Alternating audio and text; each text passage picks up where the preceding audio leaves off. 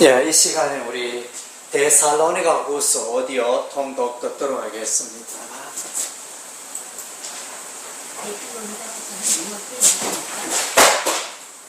데살로니가에서 돌아온 디모데와 실라에게 교회 소식을 듣고서 바울이 고린도에서 데살로니가 전서를 기록하여 디모데에게 이를 전달하도록 하였다. 이후에 데살로니가 교회가 예수 그리스도의 임박한 재림에 대하여 오해하여 노동하며 그 가운데 아무 일도 하지 않고 게으름을 피우는 자들이 있다는 것을 알고 바울은 데살로니가 후서를 기록하였다. 바울은 먼저 편지의 서두에 복음으로 인한 고난을 말하고 있다. 그들이 우상 숭배에서 돌아선 것과 다른 복음을 강요하는 유대주의자들 때문에 고난이 있었다. 바울은 모든 박해와 환난 중에서 인내와 믿음으로 승리하고 있는 데살로니가 교회를 자랑스럽게 여겼다.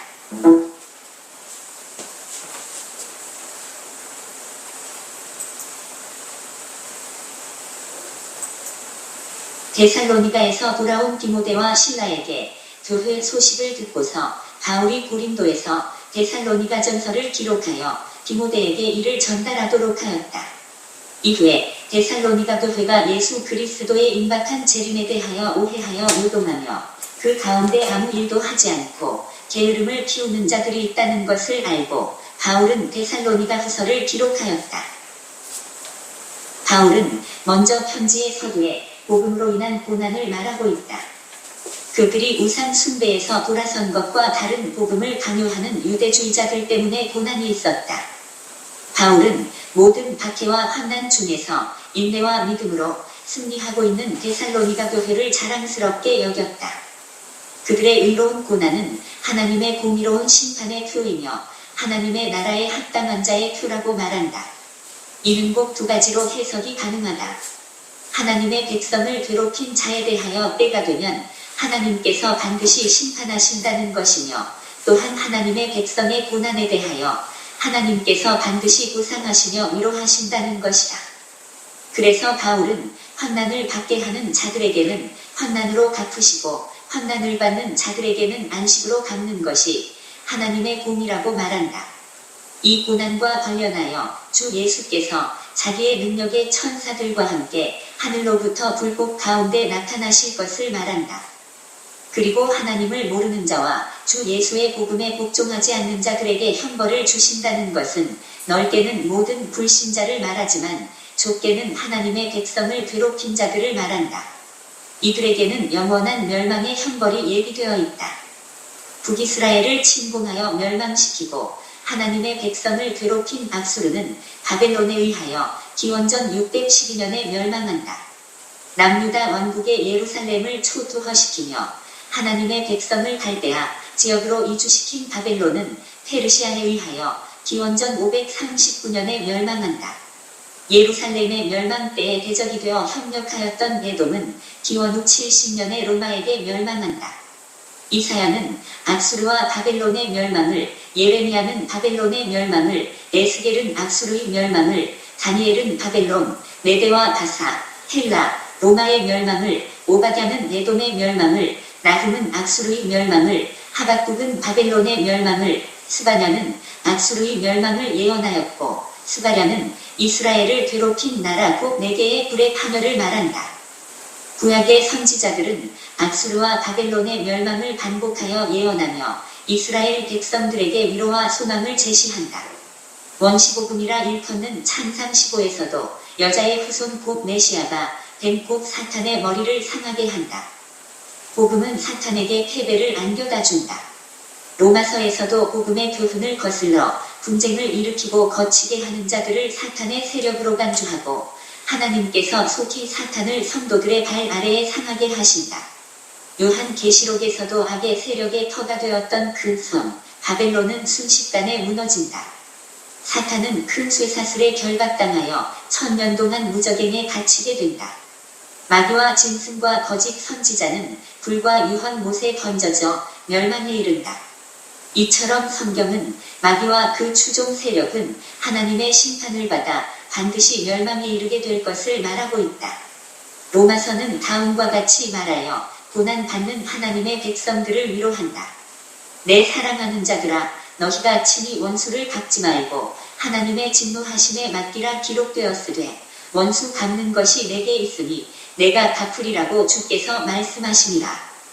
바울은 이처럼 복음으로 고난받는 데살로니가 교회를 위로하며 재림의 소망 가운데 믿음으로 인내할 것을 부탁한다. 바울은 그리스도의 재림을 말하면서 두 개의 관점을 드러내고 있다. 하나는 재림의 시기에 대한 설명이고 다른 하나는 재림의 때에 하나님의 백성을 괴롭히나게 세력의 멸망이다. 그리스도의 재림 전에 먼저 적그리스도가 출현한다. 적그리스도는 미혹하는 자이며 배교하는 자이며 불법의 사람이며 멸망의 아들이며 하나님을 대적하는 자이며 자칭 하나님이라 하는 자이며 악한 자이며 사탄의 하수인이며 속이는 자이며 진리를 배척하는 자이다. 마지막 날에 주 예수께서 강림하여 그 입의 기운으로 그를 죽이신다. 하나님의 백성을 미혹하며 속이며 대적하는 자는 주 예수의 재림의 날에 멸망의 심판을 받게 된다. 임박한 그리스도의 재림에 대한 기대로 인하여 우동하며 두려워하며 게으름에 빠지는 것은 바울의 첫 번째 편지의 의도가 아님을 말한다. 불법의 사람 곧 멸망의 아들이 나타나기 전에는 그리스도의 재림이 없다. 마지막 날에 적그리스도는 자기를 높이고 하나님의 성전에 앉아 자기를 하나님이라고 내세우며 자기의 숭배를 강요한다. 불법의 비밀이 이미 활동하였으나 지금은 하나님께서 그것을 막고 있다. 적그리스도가 나타날 때에 사탄의 활동을 따라 모든 능력과 표적과 거짓 기적과 불의의 모든 속임이 멸망하는 자들에게 있다. 진리를 믿지 않고 불의를 좋아하는 자는 적그리스도의 미혹과 거짓의 역사에 참여하게 될 것이다. 그러므로 그리스도인은 사탄의 미혹과 거짓과 능력과 표적을 분별하여야 한다. 그리스도의 재림 때의 징조는 거짓 그리스도의 출현, 전쟁의 소문, 기근과 지진, 온 세상의 복음 전파, 태양과 달과 별의 이상 징후, 바다와 파도의 성난 소리 등으로 나타난다. 그리스도 재림의 날은 하늘의 천사도 모르고 아들도 모르고 오직 하나님 아버지만 아신다. 그래서 오늘날 그리스도의 재림의 날짜를 특정하여 예언하는 자들의 주장은 기본적으로 성경의 내용과 배치가 되는 것이다. 성경은 그리스도의 재림의 날짜를 정확하게 맞추라고 말하지 않고 그 날을 사모하며 근신하며 깨어있으라고 한다. 주님이 다시 오시는 날은 세상의 불신자들에게는 재앙과 애곡의 날이 될 것이지만 그리스도인들에게는 영광과 기쁨의 날이 되는 것이다.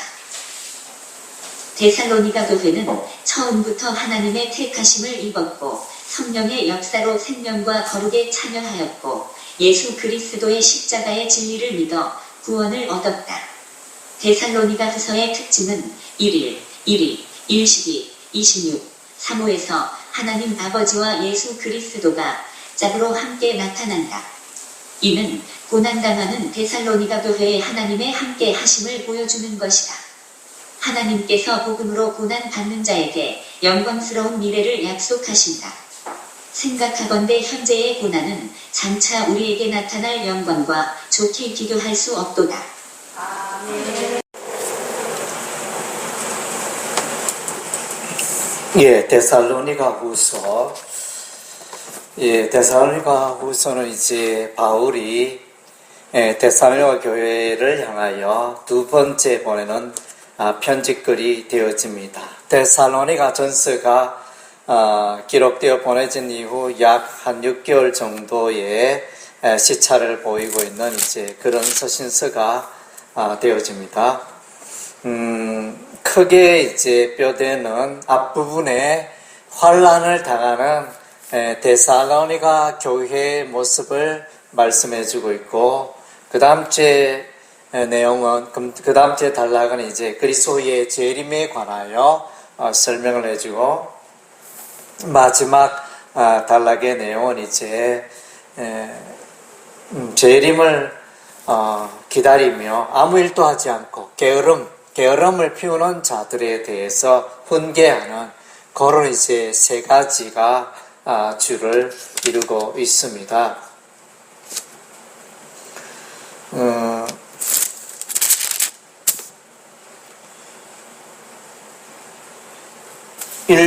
데살로니가후서 1장에 보면 이제 환난을 1장 6절에 보면 너희로 환난을 받게 하는 자들은 환난으로 갚으시고 환난을 받는 너희에게는 우리와 함께 안식으로 갚으시니 하나님의 공이시다. 그래서 환난이라는 단어가 이제 헬라어로 들립시서인데 이 환난이라는 표현이 1장에 많이 나타납니다.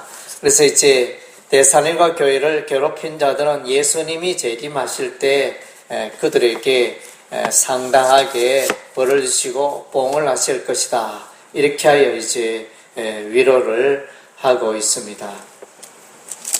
그리고 이제 이 장에 보면 이제 그리스도의 강림하심과 재림에 관하여 설명하고 있는데 문제는 이제 여기서 예수님이 벌써 재림했다 이렇게 재림에 관한 시기에 혼란을 주는 이런 문제가 일어났습니다. 예수님이 재림했는데 너희가 뭐 재림을 기다리고 있느냐 이런 식으로 이제 재림에 대해서 혼란을 주는 이런 이제 사상들이 일어났습니다. 그러니까 이제 바울이 이들에게 가르치기를 그런 일은 아직 이르지 않았고 시 오는 것이 아니다. 즉 그리스도 종말의 때에 배교하는 자 하나님을 대적하는 자 즉 그리스도가 나타난다. 그때가 이제 종말의 때고 그러한 이제 즉 그리스도가 나타나면 그때 예수님의 재림이 가깝다. 뭐 이런 식으로 이제 설명을 해주고 있습니다. 2장 1절에 보면 형제들아 우리가 너희에게 구하는 것은 우리 주 예수 그리스도의 강림하심과 우리가 그 앞에 모임에 관하여 영으로나 또는 말로나 또는 우리에게서 받았다는 편지로나 주의 날이 이르렀다고 해서 쉽게 마음이 흔들리거나 두려워하지 말아야 한다는 것이니라. 그리고 3절에 누가 어떻게 하여도 너희가 미혹되지 말라. 먼저 배교하는 일이 있고 저 불법의 사람 곧 멸망의 아들이 나타나기 전에 그 날이 이르지 아니하리라. 그래서 그는 4절에 그는 대적하는 자라 이렇게 신이라 불리는 모든 것과 숭배받는 자가 있을 때 자기를 없어 자기를 하나님이라 하는 이제 이런 악한 자의 이 마음이 있게 되어지는데 8절에 2장 8절에 보면 그때 불법한 자가 나타나니 주 예수께서 그 입의 기운으로 그를 죽이시고 강림하여 나타나심으로 폐하시리라. 악한 자에 나타나면 사단의 활동을 따라 모든 능력과 표적과 거짓 기적과 불의의 모든 속임으로 멸망하는 자들에게 있으리니. 그래서 이제 사단 마귀의 이 특징 중에 하나는 이제 이 사단이 그냥 사단이 아니고 아주 이렇게 능력도 많고 표적과 이적을 행하고 이렇게 사람들을 꾀이고 속게 만드는 이런 이제 능력을 가졌다는 것을 종말의 때에 이런 이제 사단 마귀의 세력이 이적들이 많이 나타나기 때문에 우리가 이제 그런 것에 속지 말아야겠습니다. 그래서 이제 여기에 특별히 우리가 또 눈여겨봐야 할 것은 데살로니가후서에 이런 이제 불법한 자, 적 그리스도, 악한 자, 하나님을 대적하는 자가 이렇게 나타나고 그들이 이제 능력과 표적과 거짓 기적과 속임으로 나타나는데 어떻게 그들을 이길 수 있느냐?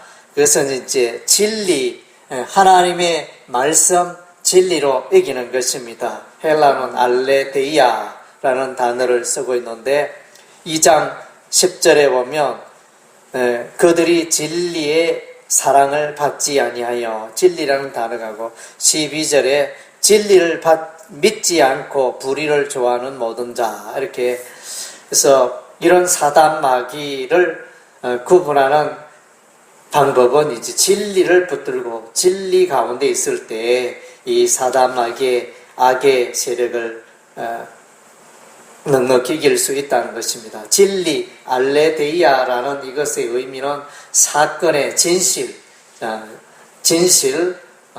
진상 이런 의미가 있고 가리워져 있지 않은 다 드러났다. 진리는 누구나에게 다 드러났어 밝히 알 수 있는 것 그것이 진리다.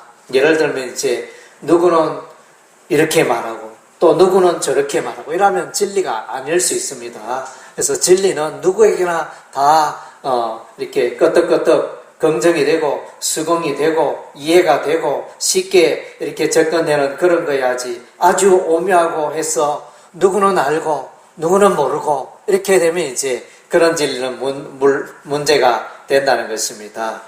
그래서 이제 여기에 보면 이 이단들이 예수님 벌써 재림했다, 너희가 왜 예수 재림 기다리느냐 이렇게 말하니까 이게 정말로 헷갈리는 일이고 교회를 여동시키는 그런 문제였습니다. 그래서 이제 참고로 우리가 이제 예수 그리스도의 재림에 관하여 오늘날 많은 성도들이 조금 이제 헷갈리는 부분들이 참 많이 있습니다. 1차적으로 우리가 이제 숙지해야 할 것은 예수 그리스도의 재림의 시기는 아무도 모른다는 것입니다. 예, 하나님 아버지도 아들도 아무도 모르고 하나님 아버지만, 아들도 모르고 천사도 모르고 그러지만 하나님 아버지만 아는 시기인데, 뭐 이장님이라든가 특별히 많은 재림을 추종하는 자들은 몇 년 몇치에 예수 재림이 있을 것이다 혹은 과거에 있었다 이런 식으로 이제 시기를 주장하는, 일단은 이제 그들이 틀렸다는 것입니다. 왜냐하면 성경에는 아무도 모른다고 했는데 자기들이 하나님의 비밀을 받아가지고 말하는 것처럼 이렇게 말하면 일단 이제 그건 문제가 있다는 것입니다. 예. 그리고 이제 오늘 본문에도 나와 있다시피 이미 예수 재림이 이미 이루어졌다 혹은 2차 세계대전 때 예수 재림이 이루어졌다 뭐 이런 식으로 이제 과거에 예수 재림이 이루어졌다 주장하는 그런 교파들이 있습니다. 예, 그런 이제 몇몇 교파들이 있는데, 몰몬교가 그렇다든가, 하여튼 이제 뭐, 여호와의 정인이 그런지, 하여튼 이제 몇몇 단체에 보면 그런 것을 예수 재림이 벌써 이루어졌다. 우리는 이제 아직 성경의 모든 내용은 다 이렇게 이루어졌지만, 아직 이루어지지 않는 딱 한 가지가 있는데, 예수 재림, 그것은 아직 이제 이루어지지 않았다 그렇게 믿고 있는데, 어떤 교단은 이미 예수 재림조차 이루어졌고 우리는 벌써 천년왕국에 들어갔다 뭐 이렇게 주장하는 부류의 사람들도 있습니다. 그리고 이제 정말론에 예수 재림에 관하여 헷갈리는 부분이 참 많은데, 또 이제 그 가운데 하나는 신자와 불신자의 부활의 문제가 동시에 일어나느냐 따로따로 일어나느냐 이 문제로 인해서 혼란을 겪습니다. 예, 의인의 그 사도행전에 사도 바울이 이렇게 말하기를 의인과 악인의 부활이 있으리라 했는데, 이것이 동시에 일어나는 건지 따로따로 일어나는 건지 이 문제에 대해서 이제 좀 헷갈리는 부분이 있습니다. 제가 파악한 바로는 이제 이 의인과 악인의 부활은 동시에 다른 시간에 이루어지는 게 아니에요.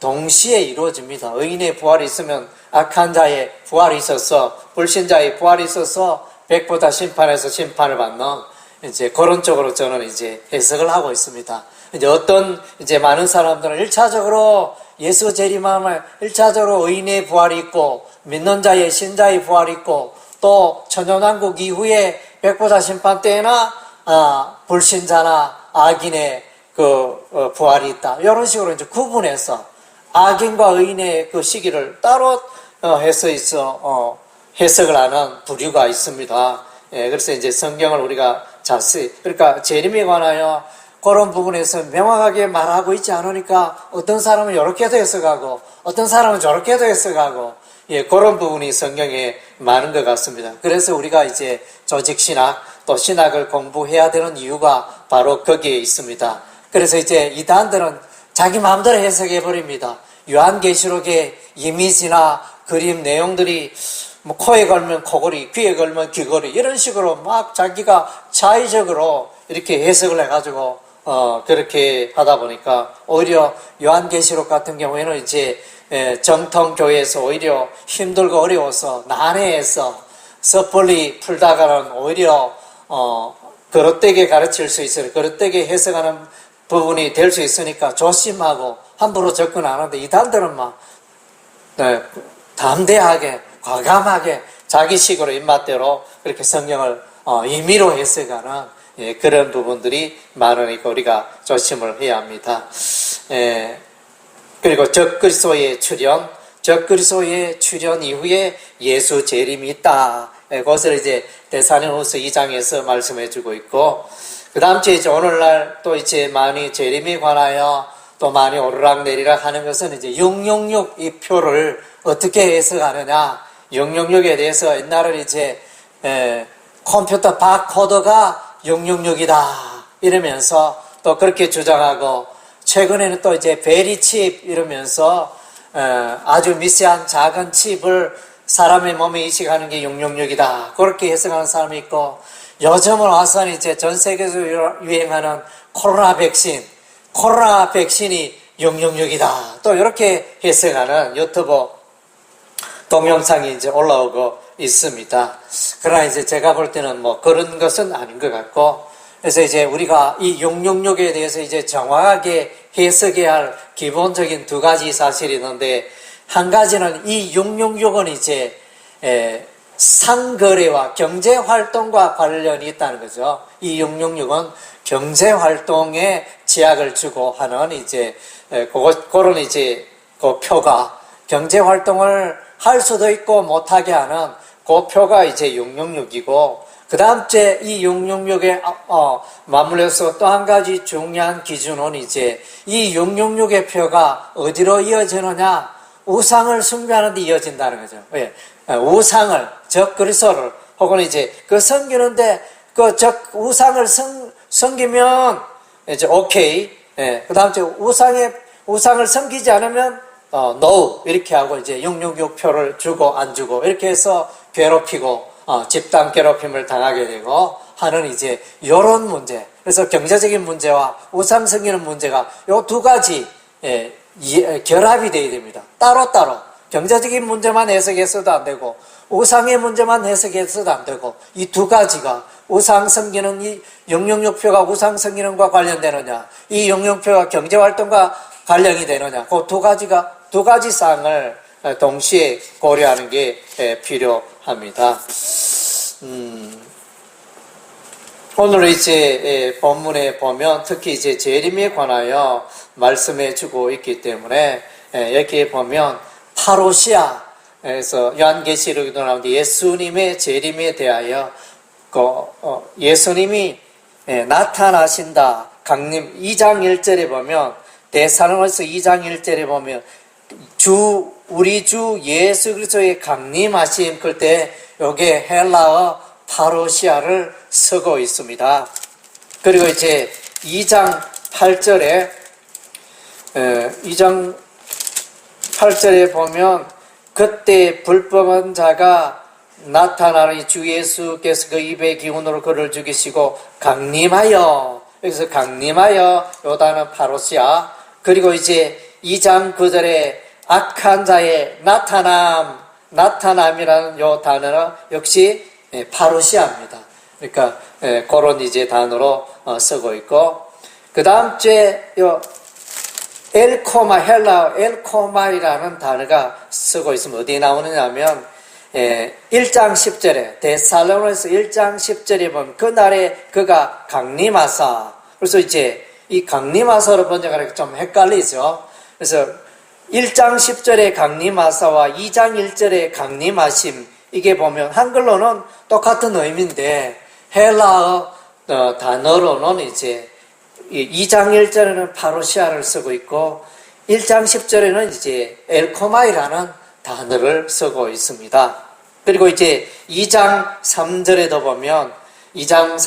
보면 이제 배교하는 일이 있고, 그럴 때 있고 요 단어가 엘코마이라는 단어로 쓰고 있습니다. 배교하는 일이 드러난다, 나타난다, 있게 된다, 뭐 이런 배교하는 일이 온다, 뭐 이렇게 해석할 수도 있겠죠. 이런 이제 단어적인 구분이 필요하고, 그 다음 주에 1장 7절에 보면 마지막 그 1장 7절 끝부분에 하늘로부터 불꽃 가운데 나타나실 때에, 그럴 때 나타난다, 여기도 보면 강림하사 뭐 이렇게 이런 표현들과 비슷한데, 요거는 이제 헬라어가 아포칼립시스, 그러니까 계시가 그러니까 드러난다. 하나님의 비밀이 드러난다. 하나님의 그런 이제 의미, 아포칼립시스, 요한계시록 1장 1절에도 이제 아포칼립시스, 계시라는 의미로 이렇게 사용되고 있습니다. 참고적으로 이제 알고 계시면 되고요. 그 다음 주에 이제 우리가 전통, 성경에서 통상 이제 복음서의 전통, 사람의 전통을 따르지 말라. 전통이라는 이 단어는 통상은 이제 부정적인데, 우리가 이제 오늘 읽은 바, 이 데살로니가 후서에는 바울이 전통이라는 단어를 쓰고 있습니다. 어디에 쓰고 있느냐면 2장 15절에 보니까 그러므로 형제들아 굳건하게 서서 말로나 우리의 편지로 가르침을 받은 전통을 지키라.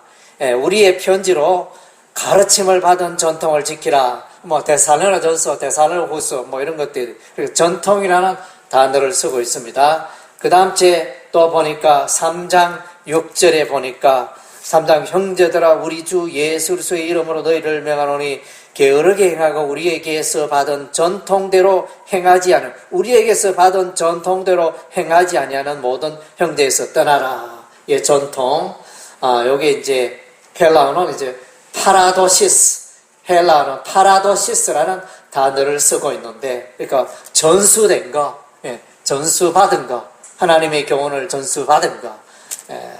구약에서 히브리적으로 이제 장막에 거한다. 아브라함과 이삭과 야곱이 히브리서에 보면 장막에 거한다는 표현이 나오는데, 그래서 이 구약의 장막에 거한다는 이 표현은 그 의미는 이제 하나님의 교훈을 전수받는다, 이런 의미가 포함되어 있어요. 그래서 이제 전통을 지킨다 이 말은 이제 가르침을 받은 거, 전수받은 거, 이런 이제 의미가 있습니다. 그리고 이제 기도 부탁을 하고 있습니다. 3장 1절에 보니까 바울이 데살로니가 교회를 향해서 기도 좀 부탁한다 이러면서 기도 부탁을 하고 있는데, 첫째는 이제 주의 말씀을 잘 전파할 수 있도록 부탁을 한다. 두 번째는 부당하고 무리한 악한 사람들에게 건짐을 받도록 부탁을 한다. 이 두 가지를 부탁하고 있습니다.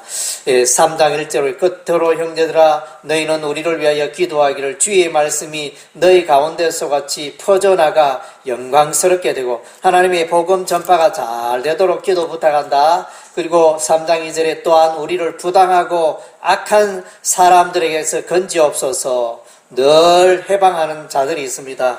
복음을 방해하는 자들이 있습니다. 그리고 3장 2절에 우리가 또 이렇게 마음에 새게 할 말씀인데, 믿음은 모든 사람의 것이 아니라, 믿음은 모든 사람의 것이 아니라, 이것은 대단히 중요한 내용입니다. 왜냐, 우리가 전도해가지고 어떤 사람은 예수 믿고 어떤 사람은 예수 안 믿어요. 아무리 사랑을 베풀고 아무리 복음을 전해도 교회에 안 오고 예수 안 믿고 그런 사람들은 이제 믿음은 모든 사람의 것이 아니기 때문에, 이것을 다르게 표현하면 이제 하나님께서 택한 백성은 복음을 듣고 예수 믿지만은 하나님께서 택하지 않은 백성은 아무리 전도해도 그가 교회로 나오지 않고 그가 깨닫지 않고 진리를 깨닫지 못하고 예수께로 나오지 못한다는 것입니다.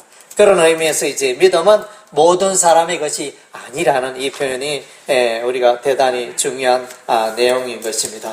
그래서 이제 데살로니가후서의 내용은 환난을 당하지만은 예수님이 재림하신다. 그러니 이 환난도 다 지나간다. 이러면서 그리고 너희를 괴롭히는 그 대적 원수들은 우리 하나님이 예수님이 재림하셔서 다 갚아주신다. 원수를 갚아준다. 그런 내용이 1차적에 있고, 그 다음 주에 2차적으로는 재림의 시기에 관하여 예수 벌써 재림했다. 그런 교훈에, 그런 가르침에 속지 말아라. 그런 가르침에 빠지지 말라. 그것을 이제, 그래서 예수 재림은 언제 이루어지느냐. 적그리스도가 불법의 사람, 하나님을 대적하고 자칭 내가 하나님이다, 내가 신이다 이렇게 말하는 종말의 적그리스도가 나타나기 전까지는 예수 재림이 없다. 그래서 예수 재림의 시기를 구분하는 그 기준 중에 하나가 이제 적그리스도가 출현했느냐 출현하지 않았느냐, 그 문제에 오해가 있습니다. 그래서 이제 이 적그리스도에 대해서 이제 시대마다 오해를 합니다. 히틀러가 적그리스도였다. 또 요즘 누가 교황이 되면 그가 적그리스도가, 혹은 지난번에는 또 보니까 미국 대통령 오바마가 적그리스도다 이러면서 사람들이 막 그런 식으로 이제 해석을 하죠. 시대적으로 해석을 하다 보니까 돌아보니 또 아니고 그런 실수들을 많이 합니다. 그래서 이제 이 부분에 좀 신중할 필요가 있죠. 예, 이제 그런 재림의 시기에 관한 그런 이제 해석에 문제가 있습니다. 그리고 이제 세 번째는 예수님이 곧 재림하는데 내가 열심히 직장 생활해야 될 필요가 뭐 있노? 내가 이제 좀 놀자 이러면서 일할 필요 없다 이러면서 도무지 일도 하지 않고 교회는 나오는데 사람들에게 짐덩어리 되고 걱정거리가 되고 막 이렇게 교회의 질서를 무질서하게 만드는 이런 부류의 사람들이 일어났다는 것이며, 신학적으로 그것을 이렇게 올바른 해석이 이루어지지 않아서 이런 자들이 일종의 이단들이 생기게 되죠. 그래서 이제 이장님 그때 며칠 재림한다 할 때 사람들은 그날 밤에 모여서 우리 흰 옷을 입고 우리는 이제 휴거된다 이러면서 이렇게 휴거되는 그걸 연습한다고 방에서 풀쩍풀쩍 뛰고 이러면서 휴거되기 위한 연습을 하고 막 그런 장면들이 있었다고 합니다. 그런데 그것이 이루어지지 않았습니다. 그래서 성경을 또 시대적으로 이제 그릇되게 해석하다 보니까 그런 문제가 일어났습니다. 그래서 이제 여기도 데살로니가 성도 중에 이 재림에 대해서 이 시기나 이것을 그릇되게 해석하여 일할 필요가 뭐 있노?